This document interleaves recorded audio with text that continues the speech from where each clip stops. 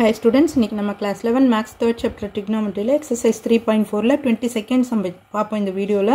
If tan x is equal to n by n plus 1 sorry and tan y is equal to 1 by 2n plus 1 find tan of x plus y கண்டுபிடிக்க சொல்லிருக்காங்க. ஓகேவா, x க்கு y க்கு value கொடுத்துட்டாங்க, நம்மள இத கண்டுபிடிக்க சொல்லிருக்காங்க. So first tan x plus y formula என்னன்னு தெரியும் இல்லையா, tan a plus b formula. அப்போ tan x plus tan y by 1 minus tan x tan y. இப்போ tan x க்கு வேல்யூ தெரியும், tan y க்கு வேல்யூ தெரியும், அதை அங்கே அப்ளை பண்ணி நம்ம சிம்பிளிஃபை பண்ணி கொண்டு வர வேண்டியது தான்.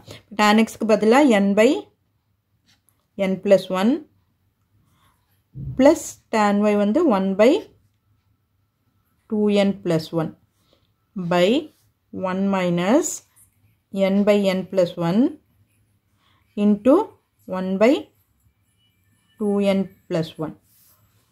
இப்போ LCM எடுப்போமா, மேலே LCM எடுத்தோம்னா n plus 1 into 2n plus 1. So அப்போ இங்கே இதெல்லாம் மல்டிப்ளை பண்ணோம் இல்லையா, அப்போ n into 2n plus 1 plus 1 into n plus 1. கீழே அதே மாதிரி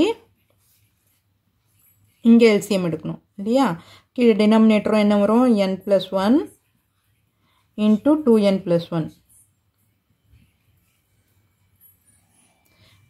இங்கே அப்படியே மல்டிப்ளை ஆகும் இல்லையா, n plus 1 into 2n plus 1 minus n.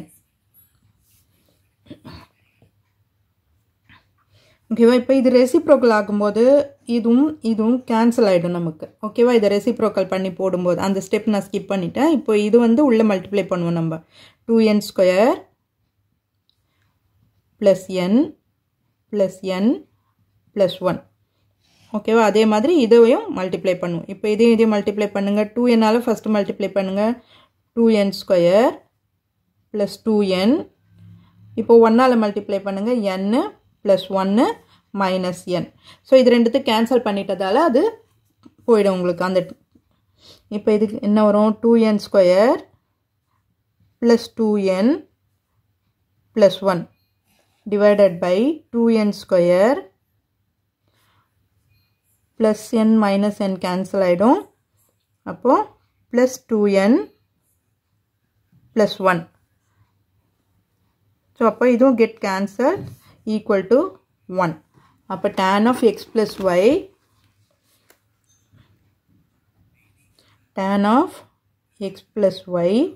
is equal to 1.